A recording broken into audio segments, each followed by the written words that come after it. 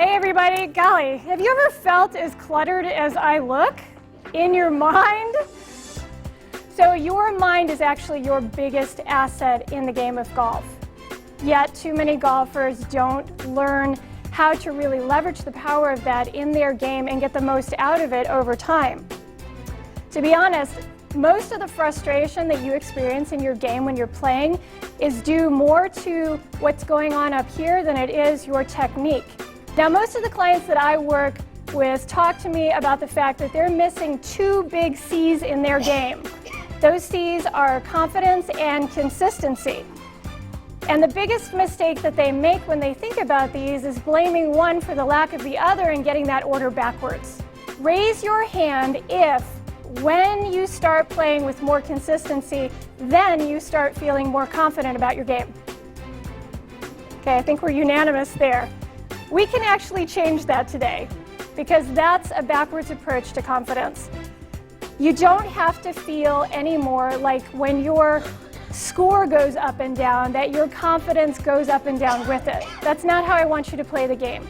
I want you to be able to develop a level of confidence that is a stable force in your game and not something that is flaky. If you only remember one thing from this seminar today, here's the one point that I want you to really lock onto. Confident thoughts are what lead to consistent shots. Key to better golf is to play with fierce confidence. And in my research on confidence, I discovered that there are 6 building blocks to confidence that you can develop in your golf game. When initially speaking with golfers about their game, in reference to the facts, the conversations tend to revolve around the parts of the game that they don't like. But the conversation never really gets around to the good stuff that's going on in their game because it's so eclipsed in their mind by the bad stuff. So if this sounds familiar to you in terms of how you approach your game, your inner critic is doing a heck of a lot more talking in your head than your inner scholar. The second level, we talk about your image. So your perception of yourself. Your image is how you see yourself. Distorted image impacts your ability to truly play on a regular basis to your potential.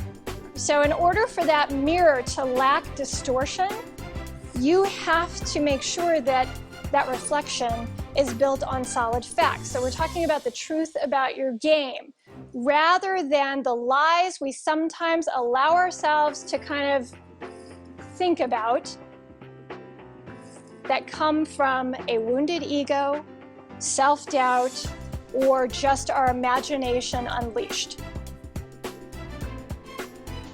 So today we're going to talk about this third building block, your EGIS. So for any of you who are kind of rusty on your Greek mythology, the EGIS was the breastplate or the shield worn by the god Zeus. So for purposes of our lesson, I want you to think about your EGIS as being your shield that protects you from your ego gone rogue. Ego-driven golf actually inhibits your confidence as you play by motivating you in the wrong direction in 2 specific ways. What kind of emotions do you all experience when you step up into that first tee box and you slice your first 2 balls off into the woods? If you're like most golfers, you probably feel like your game has completely thrown you under the bus. Am I right? So your response to failure is in direct proportion to the amount of resilience that you're playing with in your game. And that's our 4th building block to confidence.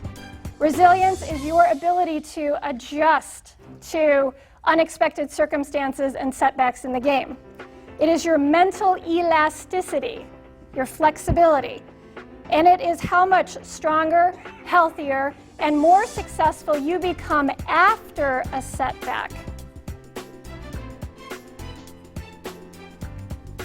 Imagine you're standing on the final hole with a 3-foot putt for the win. Or that you're 1 up in your match with 1 hole to play. Or it's ladies' day and you're first up on the first tee. In each of these moments, you might be experiencing some sweaty palms, rapid heartbeat, crazy thoughts running through your head, a lot of noise up there, butterflies in your stomach. You might be experiencing a little or a big flutter of fear. Imagined fear is what you create in your own mind. And imagined fear is really designed to help you avoid undesirable outcomes. So it's not life or death, but it's still unpleasant when we experience it. Courage, our fifth building block to fierce confidence, pushes you beyond what you might fear or what you might fear could be difficult. That kind of sums up the game of golf, doesn't it? Fear is simply lack of information. So basically what it's alerting you to is the fact that you have not successfully created a plan that is devoid of gaps. There are gaps in your plan. Now, things that contribute to some of the gaps in your plan are self-doubt, thinking about the future, worrying about hitting bad shots, perfectionism, focusing on your weaknesses, or trying to make up for the past. Have any of you bought into any of those variables in your game and opened the door to fear? Excellence is being outstanding, but that has absolutely nothing to do with perfection. So to be excellent, you're not striving to be perfect. Excellence is a full expression of fierce confidence, and it's the center of your best rounds. You guys have all experienced excellence in your game. Think about your history. Think about how you at one point followed a double bogey with multiple pars or birdies. Okay? Think about the time that you felt like your game was just flowing out of you effortlessly. Everything was easy. Or how about the time when putts were dropping from everywhere like the stock market in 2008? Excellence is readily available to you. But the sad truth is that some of you in this room and many golfers across the globe only ever aspire to average in their game for a variety of reasons. Golfers can say that they want to play with excellence, but in order to do so, they have to be willing to put in the time and the effort to cultivate the habits that contribute to excellence. To experience a higher frequency of excellence in your game, you might need to create some better habits. That's the bottom line. Aristotle said that excellence is an art won by training and habituation. We are what we repeatedly do. Excellence, then, is not an act, but a habit. And I want to give you examples of 3 habits that could warrant some of your attention to start driving more excellence in your game. We started this journey towards fierce confidence so that you can play with more consistency. Implementing the strategies to develop those first 3 building blocks are what enable you to take more control over that internal perspective, meaning how you interpret your performance, your thoughts, and yourself. The strategies you learned today that I hope you documented in your confidence guide to take with you are going to help you manage your external perspective, meaning what you see as options, whether or not you're committed, and the degree to which you are trusting your game. Creating change in life and golf is like trying to get a 747 off the ground. There is a lot of energy required up front in order to get that puppy airborne. Developing new habits around your confidence is also going to require some upfront effort in order to get them airborne.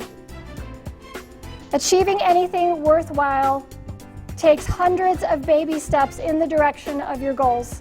When you choose to apply them over and over and over again in your game, they will facilitate forward momentum and will begin to transform your confidence into something fierce that remains stable regardless of what that game throws on your path, and it will produce more consistently good shots.